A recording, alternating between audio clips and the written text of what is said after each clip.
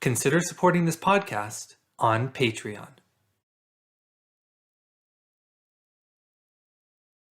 On this episode of the What is Asia podcast, I interview William Chou, a postdoctoral candidate at the University of Texas in Austin's Clements Center, to talk about the development of manufacturing in post-war Japan and its social and economic significance.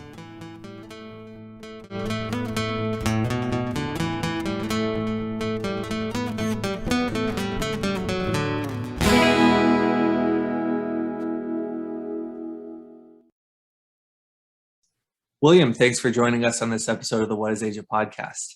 Sure. Glad to be here. So before we jump into the meat of the interview, can you just start by giving the audience a cursory overview of your background and what it is that you do in terms of your research? Sure. So I just got my PhD from Ohio State back in August, and I'm currently a postdoctoral fellow here at the Clements Center for National Security at UT Austin. And primarily my research looks at U.S.-Japanese relations after World War II, particularly through the lens of Japanese consumer exports, such as cameras and automobiles, and how they sort of establish themselves in the U.S. market and creating, in the process, creating these multi-layered connections between the United States and Japan. So in the fields of like state diplomacy or security, business, technology, consumer culture, that really expanded the scope of post-war relations between the two countries. And it's the project is kind of divided into two major sections that address how Japan constructed this post-war export economy centered around these consumer goods, as well as sort of the ramifications that this export success created between bilateral relations in terms of trade tensions with Japan, as well as American efforts to learn from Japan. And through these multi-layered interactions, I really take a sort of an approach that really emphasizes these transnational ties, that looks at the movement of goods, people, and ideas. Particularly, obviously this is like apparent through the movement of consumer goods, but I also emphasize how the importance of people and ideas in sort of fostering this Japanese export success and later interactions over like trade tensions and learning from Japan. So you talk about the economic relationship between the U.S. and Japan in the post-war period, post-war referring to after World War II. Can you start by describing a little bit how that economic relationship between the U.S. and Japan changed from the war period / pre-war period as opposed to the post-war period? What did that look like, and how did these changes impact perceptions of Japan here in the U.S.? Okay, yeah, I mean, the way I would kind of describe it is, I mean, obviously I look at the economic relationship. I guess what I might sort of push back a little bit on is really how sort of these commercial relations actually help expand the scope of U.S.-Japanese relations. So it didn't just encompass economic relations, but also brought in sort of diplomatic, security, cultural, and also consumer relations as well. But to your original question about sort of the economic relationship between the United States and Japan, I primarily look at it sort of from the immediate post-war period, where it is very much about sort of the American decision, sort of the Cold War tinged question of like, how do we sort of deal with Japan in after the war? Certainly there was a brief period where we thought about basically, what was it called? Basically deindustrializing Japan and taking a lot of its industrial plant and sort of shipping them overseas. But I think by, say 47, 48, sort of the Cold War is heating up, and we very much decide that Japan needs to be sort of this economic hub of what we, as part of the American Cold War Asian strategy. And so that sort of grows out into this Japanese sort of this, export-centric economy. That's sort of at the foundation of this U.S.-Japanese relationship during the Cold War. And related to that is sort of these perceptions of Japanese goods evolving from being seen as cheap and low quality in the pre-war period and also the immediate post-war period to that of, what we regard today as, like Toyotas and Sony and, Nikon cameras being high quality and good value. And so I'm really interested in sort of exploring that transition from Japanese good as low quality and not very good to much better. And so that's sort of the economic arc that I'm initially looking at, and sort of the process behind fashioning these new images of Japanese products, but also the ramifications from their presence in the American market, and how that created tensions, both tensions within the U.S.-Japanese relationship, as well as sort of patterns of learning from Japan in the 1970s and 1980s. Mm-hmm. And so you talk about, as you had mentioned, the U.S. playing a big hand in that development of business in Japan. What were some markets that really sprouted out of post-war Japan? I guess definitely in sort of in manufacturing, right? That's kind of what we think of initially when we think of Japanese products. And I would say large parts of the Japanese industry sort of emerged as distinct post-war industries, right? So, in my project, I look primarily at the camera and automotive industries, and those are both have some levels of pre-war predecessors. The camera industry, for instance, was primarily makers of optical glass and instruments for the Imperial Japanese Army and Imperial Japanese Navy, which they used extensively during the war. Obviously, with Japan's post-war sort of Article 9, no standing, no offensive military actions, military production, largely ceased for a time. And so essentially these optical manufacturers had to shift to a new industry, which was cameras. The automotive industry, primarily Toyota and Nissan, had some production before the war, but primarily in terms of trucks for the Japanese army. Post-war, they shifted more towards passenger cars, right? So both of these industries are sort of these icons of post-war Japanese economic growth. Obviously, the electronics industry, noted by Sony, but also other things like, so electronic industries, but also like other industries, sort of more traditional industries like, steel and oil refining. Those were also sort of maybe not necessarily purely post-war industries, but definitely post-war industries on a much larger scale. But yeah, I mean, I think where I'm really interested in is sort of this growth, or this birth of Japanese post-war industries, primarily the manufacturing sector, who are able to really make high value added goods, right? So they're not just making cheap Christmas lights or like knickknacks that you would get at the 5 and 10 or Woolworths. They're making really, high quality, technologically intricate stuff, like cameras, like automobiles, that really challenge this American perception of Japanese goods as, these cheap and shoddy type things. Can you talk a little bit about the actual processes and strategies that the U.S. developed to bolster up the Japanese economy? Sure. Well, so one is sort of, part of it is for American conflicts, right? So the American conflict in Korea and Vietnam both provided these opportunities for American dollars to go into Japan through, contracts to basically repair American trucks or to buy Japanese trucks for American use, through consumer goods like cameras in Korea, in Japan, in Vietnam during these wars that American GIs would buy, and really, really offer an influx of American dollars into the Japanese economy, which was, highly valued at the time because, Japan's sort of trade deficit and the need for hard currency American dollars. So that's one way. Other ways included sort of technology transfer, so formalized technology transfer, be it through sort of organizations such as the Japan Productivity Center that was founded in, I believe it was I'm sorry, I believe it was 1955.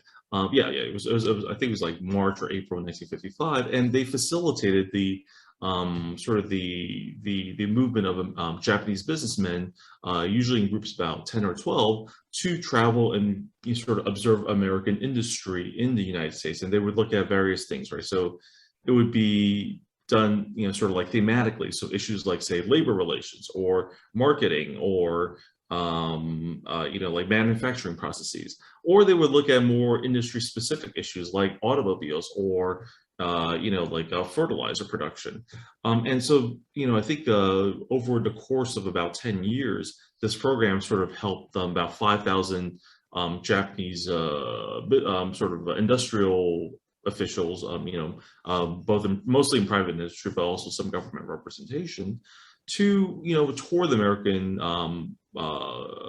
toward the United States and sort of ostensibly learn American best practices. And what they got out of it, a lot of it was sort of this emphasis on, we need to not just make things better, but we also need to sort of manufacture. We also need to market these products better. So it's not just about making things the mostest and cheapest. It's also about you have to sort of appeal to the American consumer in doing so. Other patterns of sort of technological and change, include like technical contracts and agreements with American businesses. The most notable one, and one that has been talked about quite a bit, is the transistor technology from United States to Japanese electronics manufacturers such as Sony. But then there's also sort of these informal exchange of technology through cooperation between Japanese businessmen and their American business partners.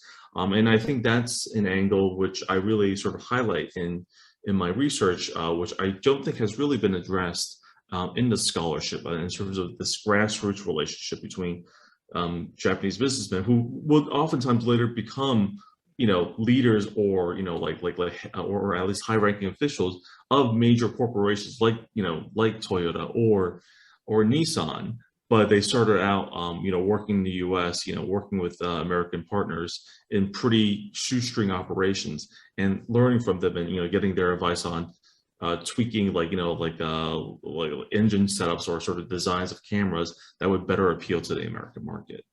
In your research, you also include a social component in talking about American perceptions of Japan. Can you talk a little bit more about how this social aspect, in addition to the economic aspect, fits into your research together? I would argue that it's been really huge in terms of the way that it's done through their study of the American market and adapting their products to the American market.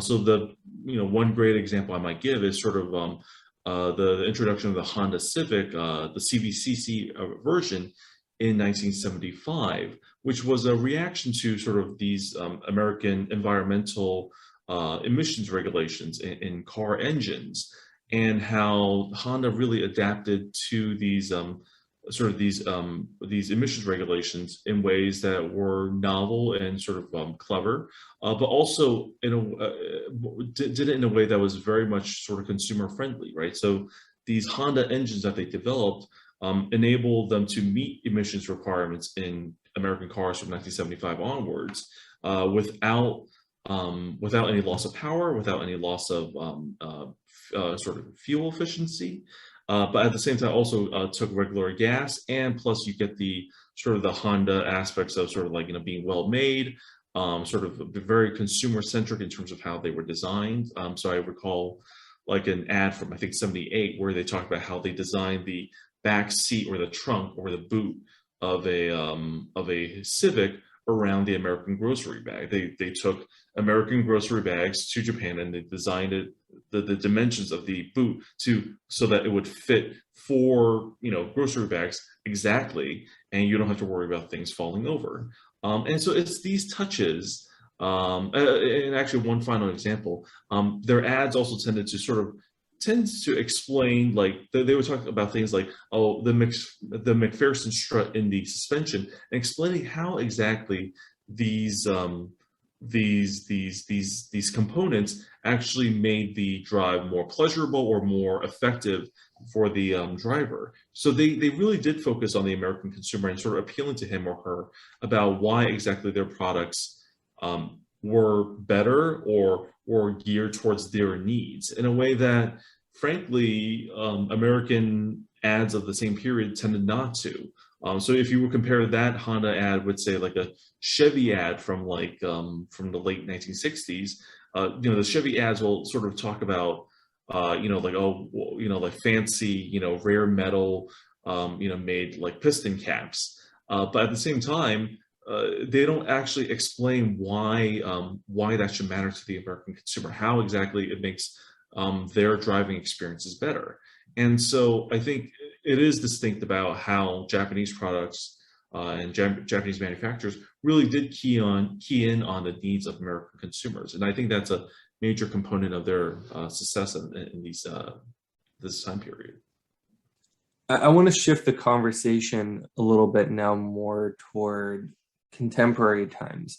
In your research, when you look at the successes and the failures of Japanese economic development in the post-war period, in your opinion, what is the biggest lesson, or what are the biggest lessons that we can learn today from, like I said, the successes and failures of the development of the Japanese market? Sure. Well, I think in terms of major successes, it is, I think in terms of sort of how it pertains to the present day, I mean, I think so one thing that I'm looking at sort of these debates in the 1980s, right? Sort of the height of sort of this Japan phobia, or sort of American concerns about Japan, and, American economic insecurity of the 70s and 80s, and sort of looking at Japan as, possibly offering a third way. There was a lot of discussion back then about sort of industrial policy, in terms of, like, should we, create a better sort of political economic setup whereby the American government is more in tune with sort of like supporting the growth and nurturing the growth and soft landing of American industries to make them more competitive in the both the domestic and also the global market. And we're having a lot of the same debates today. I think COVID has really sort of obviously sort of highlighted the problems with sort of like global supply chains, and the question of, should we be completely dependent on global sources of production and basically offshoring our semiconductor plants, or factories in China that provide all of our N95 Max. Like, these are real questions that Americans are facing. Should we bring some of these products and the manufacturing basis for them home? The Biden administration has said that they want, what is it? I believe by 2030 or some other years in the fairly near future, he wants half of all vehicles to be electric vehicles. That's great, but much of the sort of battery production for a lot of American electric vehicles comes from China, and that carries real geopolitical issues as well, right? So these issues about sort of like where do we, this balance between sort of this belief in this sort of liberal globalized economy, and sort of balancing against sort of more geopolitical or sort of like strategic sort of priorities, like economic priorities. There's that constant tension that was present back in the 1980s and are still present today. So I think that's one that sort of definitely jumps out to me. And yeah, and I think there's others, but I guess I don't want to go on for too long. And just a couple more questions before we wrap up. Of course, you focus specifically on the manufacturing aspect. Sure. In the US, we've seen this notable shift from the manufacturing industry shrinking to more about tech industries, and programming becoming becoming a more and more prominent component of the US economy. Is this a phenomenon that we're seeing in Japan, where manufacturing is sort of taking the backseat to more technologically based economic innovation? Yeah, I mean, I certainly think so. And I think if anything, it's a little strange because like there's both a effort in Japan to sort of de-emphasize manufacturing and especially de-emphasizing manufacturing domestically, right? So for instance, Nikon just ended their camera manufacturing plants in Japan, and all Nikon's cameras will now be manufactured in Thailand. But on the other side, the Japanese government, and this is going back to our sort of our question about sort of like our discussion about sort of strategic resources. The Japanese government is also trying to spearhead an initiative where they're trying to bring more Japanese manufacturing back to Japan, to bring them back from abroad. But I think, but the concentration in those cases is certainly in very much in the high tech sector. So you know things like semiconductors and you know like batteries for electric vehicles. I think the manufacturing still remains a sort of very much a priority, especially on sort of more the technological cutting edge.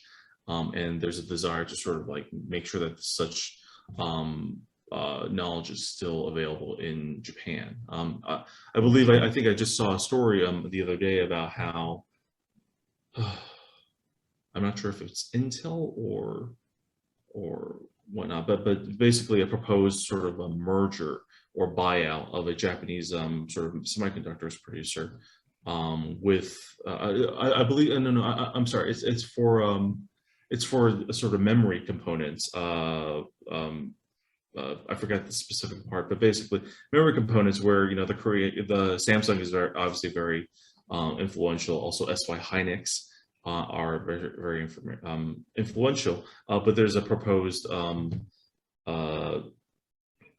sort of merger between an American entity and a Japanese entity over the issue of memory, sort of the solid state memory, those SSD drives that we're talking about. And the Japanese government has said, you know, in the past we may have tried to sort of keep like block this merger and keep the technology entirely in house, but they're also recognizing sort of these realities of like, you know, we do need to compete with the likes of Samsung and SY Hynix on scale, and provided that we can establish safeguards for the technology and that make sure that it doesn't leave Japan or gets lost or easily sold, we would accede to this merger. And so I think that you know Japanese government is sort of adapting with the times, but also still remaining very much emphasizing sort of the importance of sort of protecting Japanese and protecting and nurturing Japanese technological industries. Thinking a little bit more about contemporary issues and how your research might connect to modern day, Sure. when people think about uh, cultural and economic hubs, in my Mhm. experience, when I talk to scholars, a lot of them seem to be saying that now the hot economic and cultural centers would be Shenzhen, Shanghai, both in China, or Sure. especially for the cultural aspect, Korea, and that culture brings in its own economy. And there seems to Mhm. be this critique among some scholars that Japan is falling behind in, at least from the East Asian world, Sure. as an economic and cultural hub. And uh, in your view, does that affect its manufacturing field in the long term? Does that affect its overall economy in the long term? Or would you argue against this idea as a whole that Japan is quote unquote Yeah. falling behind? Yeah, I mean, to be fair, I mean, I'm not necessarily completely, impartial here. Obviously, I care about Japan a great deal, but I would very much push against that concept. Certainly, you know, China as a sort of major economic power and growing cultural influence and diplomatic influence, if anything else, you know, makes it extremely important. And obviously, you know, Korean pop culture, both in terms of what you talked about in terms of K-pop, Korean food, Korean dramas, they are really making a huge impact. But at the same time, I would say that, you know, I think one, I mean, taking it as a sort of like a, you know, broader interest in Asia, which I think is a important and necessary emphasis on sort of our both in terms of our intellectual academic scholarship, as well as sort of the importance to sort of just American awareness of Asia as an area of study and an area of sort of influence in American culture as well. I think that's a good thing, right? It's a good thing that we are paying more attention to China, we are paying more attention to Korea, but that doesn't necessarily negate the importance that Japan still continues to occupy in our both in terms of our sort of like political and economic relationship, as well as sort of our cultural emphasis. So, for instance, like, what is it? I think, what is it, since like 2012, 2013, Japan has regularly set new records for tourism into its country until obviously the coronavirus epidemic. And I think if that, that more than anything shows how important, how much of a presence Japan still occupies in foreign and obviously American sort of minds, right? People are still very much into Japanese food or Japanese culture, or sort of just traveling and seeing Japan for themselves. So I would really push back against any notion that somehow Japan has fallen behind. Certainly, China and Korea have sort of risen in their importance as part of this broader, sort of attention that Asia is demanding from Americans. But I would push back against any notion that Japan has fallen behind.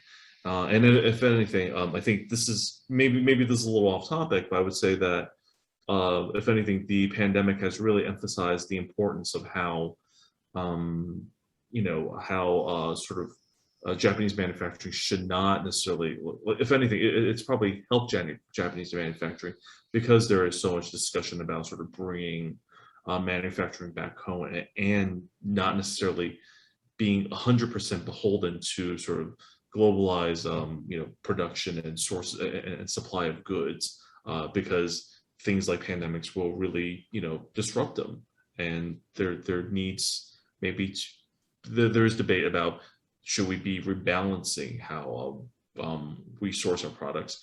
The United States is doing this, and Japan is doing so as well.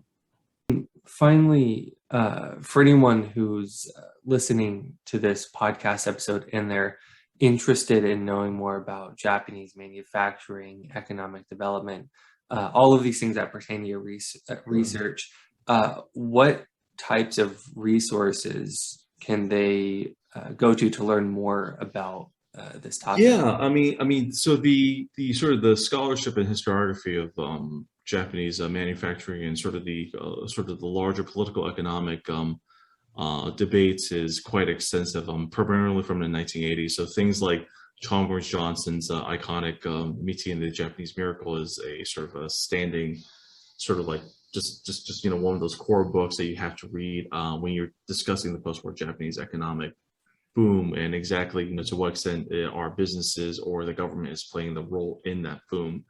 But I think in terms of specific Japanese manufacturing, I think a great book is Simon Partners, Assembled in Japan, which really looks at sort of the growth of the Japanese electronics industry, and particularly in terms of and sort of its technological development, as well as sort of the emphasis on marketing within the Japanese domestic market. That was certainly a book that very much influenced the way I approach some of the questions I've looked at in my own work.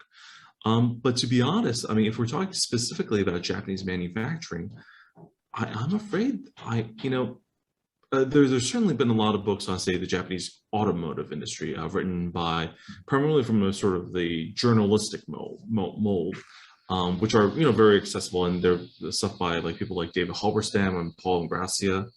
But in terms of like sort of like more academic type works, I'm afraid there isn't a whole lot there, and that kind of really was why I decided to get into this topic, because you look at sort of the history of the Japanese camera industry, which still controls 95% of the entire global industry of cameras, other than smartphones, unfortunately. But there's been really nothing written about them, beyond sort of like what a lot of Japanese businesses will publish of their own histories. There isn't a whole lot done otherwise, especially on a sort of an academic level. So that really was a big impetus behind my own research, which is, there's a clear and obvious sort of gap in the scholarship that doesn't really talk about Japanese manufactured goods, and particularly in terms of how they were marketed in foreign contexts, but also just yeah, I mean, just and the story is just far too important to be and needs to be told, as well as sort of playing to my own interest in sort of these material culture and sort of the interactions between businesses and consumers across different nations and cultures. William, thanks for joining us on this episode of the What is Asia podcast. Okay, great. Well, thank you. I really appreciate this opportunity. And for those of you who want to see more content, you can go to the What is Asia podcast YouTube channel or nakotadefonso.com. We'll see you in the next episode.